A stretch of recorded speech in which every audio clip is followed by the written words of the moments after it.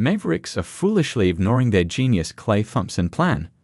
The Dallas Mavericks were outdueled by the Boston Celtics once again on Saturday evening, as Dallas lineup proved to not be dynamic enough to match the high-octane offense of the Celtics.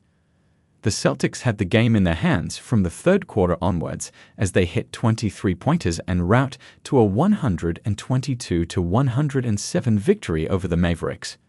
Without Luka Doncic and Derek Lively, it was hard to imagine the Mavericks being able to hang with a fully healthy Celtics team for 48 minutes, especially since Dallas was coming off their most impressive win of the season versus the Oklahoma City Thunder on Thursday night.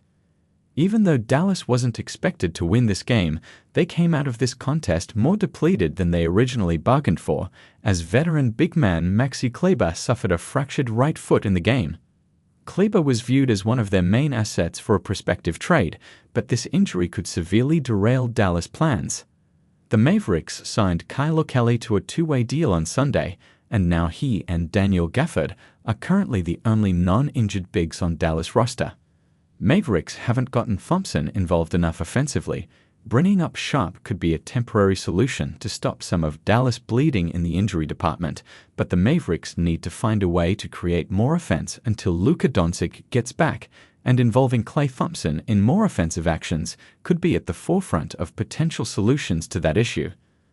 Thompson had missed 2 games in a row due to injury before Dallas' game against the Celtics, but his return to action marked one of his most underwhelming performances of this season, as he shot the least amount of field goal attempts that he's shot in a game throughout this entire season, with 4 attempts in the game. Back in the offseason, Mavs assistant coach Jared Dudley said that Dallas would find creative ways to get Thompson involved in the offense. While we saw flashes of that with Doncic still in the lineup during December, the Mavericks have been reluctant to feature Thompson in more offensive actions where he's not being strictly used as a standstill catch-and-shoot shooter. In the month of January, Thompson has only attempted more than 15 field goals in 2 contests, and this is with Doncic missing the entire month.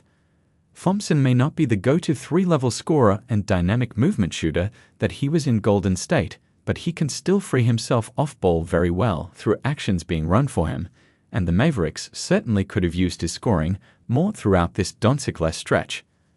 Thompson has only shot 39.6% on field goals this month, but this is partially due to Dallas not running more plays for him to get easier looks, and Thompson has been hard-pressed to find his rhythm late in games when he hasn't been able to get going early on.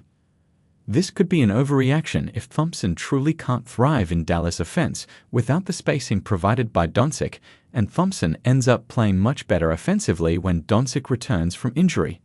However, the Mavericks paid Josh Green for Thompson over the offseason in hopes of Thompson's shooting ability taking this Mavericks offense to new heights, and that hasn't been the case so far this season for whatever reason.